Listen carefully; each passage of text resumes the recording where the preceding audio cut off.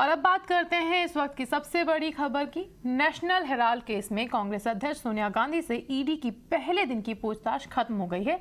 ED ने अब सोनिया गांधी को पूछताछ के लिए 25 जुलाई को फिर से पेश होने को कहा है। वहीं इस पूछताछ के विरोध में कांग्रेस ने मोर्चा खोल दिया है। कांग्रेसी कार्यकर्ता और नेताओं ने दिल्ली में धरना प्रदर्शन करके गिरफ्तारी दी। धरना दे रहे पी चिदम्बरम, अजय माकन हिरासत में लिए गए हैं। राज्यों में भी ईडी और केंद्र सरकार के खिलाफ प्रदर्शन हो रहे हैं।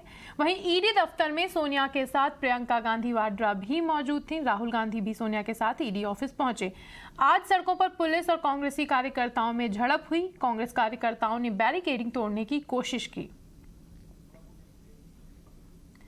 आपके स्क्रीन पर आपको 6 तस्वीरें दिखाई पड़ रही हैं, जिसमें देश भर में सोनिया गांधी के से पूछताछ के खिलाफ कांग्रेसी नेताओं और कार्यकर्ताओं के प्रदर्शन को दिखाया जा रहा है। पिछली बार जब राहुल गांधी के साथ जब पूछताछ हुई तब भी कांग्रेस ने इसी तरह का विरोध प्रदर्शन किया था।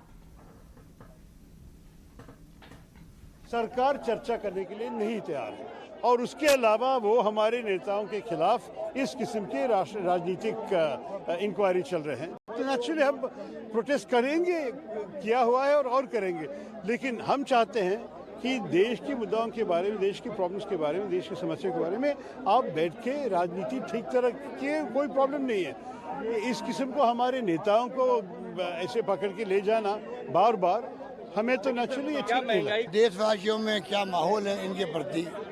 तीनों एजेंसियाँ जो है बहुत ही हमारी प्रीमियर एजेंसियाँ हैं ये, तो कम से कम लोगों में क्या धारणा बन रही है, इनके ऊपर से दबाव है और दबाव के हिसाब से शॉर्टकट चल रहे हैं लोग। रेड करनी हो, तंग करना हो, पूछताछ करनी हो। राहुल गांधी जी से की 10 घंटे 50 घंटे पूछताछ करी, ये पहली बार ऐसा हो रहा है। पिट्ठू ईडी के पीछे छुपकर कायर मोदी सरकार सच पर वार कर रही है।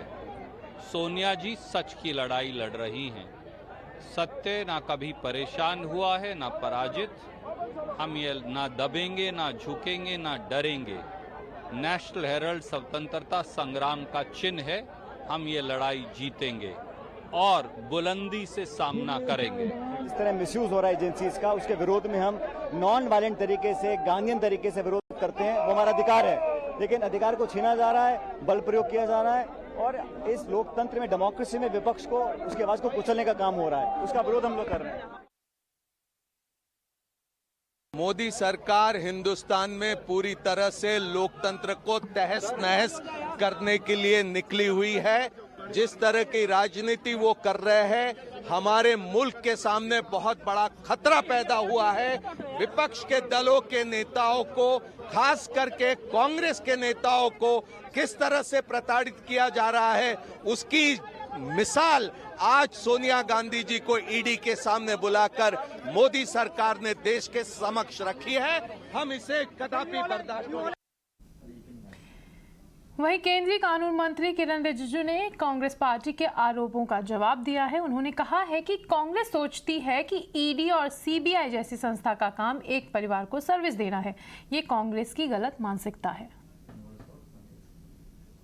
कांग्रेस सोचते हैं कि ईडी, सीबीआई, कोई भी एजेंसी, कोई भी संवैधानिक संस्था जो है वो एक परिवार को सर्विस देना है। ये कांग्रेस का मानसिकता है।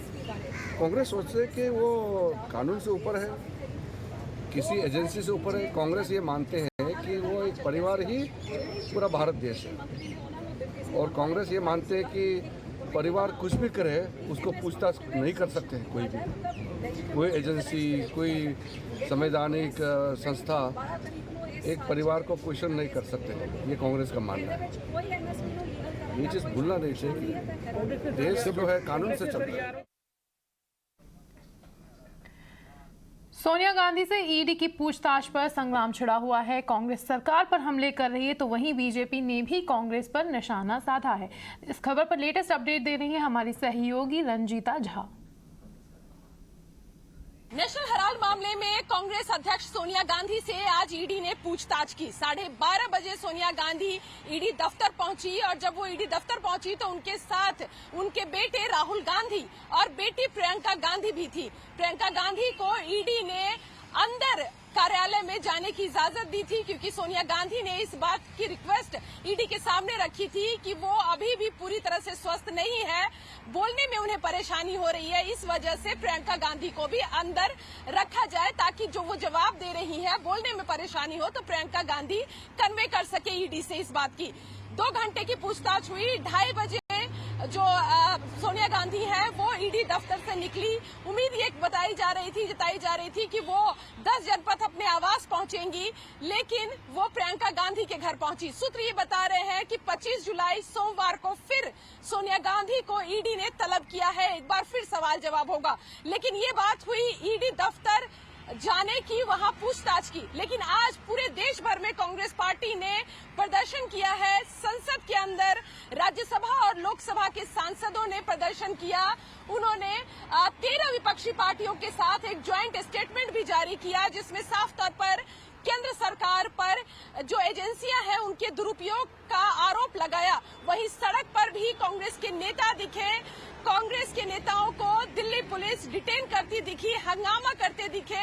यूथ कांग्रेस के नेताओं पर वाटर कैनन का भी इस्तेमाल किया गया और कांग्रेस लगातार ये कहती नजर आई कि दुर्भावना में किया हुआ ये काम है, ईडी का इस्तेमाल कर रही है केंद्र सरकार, और कांग्रेस के नेता और कार्यकर्ता अपनी लीडरशिप के साथ खड़े रहेंगे।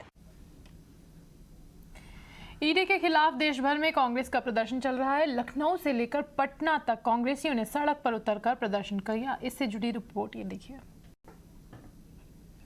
नहीं, देश भर में ईडी के खिलाफ कांग्रेस का प्रदर्शन चल रहा है। ये तस्वीरें लखनऊ की हैं। कांग्रेस कार्यकर्ताओं ने ईडी मुख्यालय के बाहर प्रदर्शन किया। सुरक्षा एजेंसियों के इस्तेमाल को लेकर नारेबाजी भी की। इस दौरान प्रदर्शनकारियों और पुलिस के बीच झड़प भी हुई। कांग्रेस कार्यकर्ताओं ने कहा, लोकतंत्र खतरे में है, हम इसका विरोध करते हैं। ये तस्वीरें गुवाहाटी की हैं। सोनिया गांधी से ईडी की पूछताछ पर लोगों ने जमकर बवाल किया। लोगों ने सड़क जाम कर दिया, नारेबाजी की, जिसके बाद एक्शन में आई पुलिस ने प्रदर्शनकारियों को हिरासत में लिया। पटना में भी कांग्रेसी कार्यकर्ताओं ने जमकर हंगामा काटा, ईडी के खिलाफ नारेबाजी की, सोनिया गांधी से हो रही पूछताछ का विरोध किया।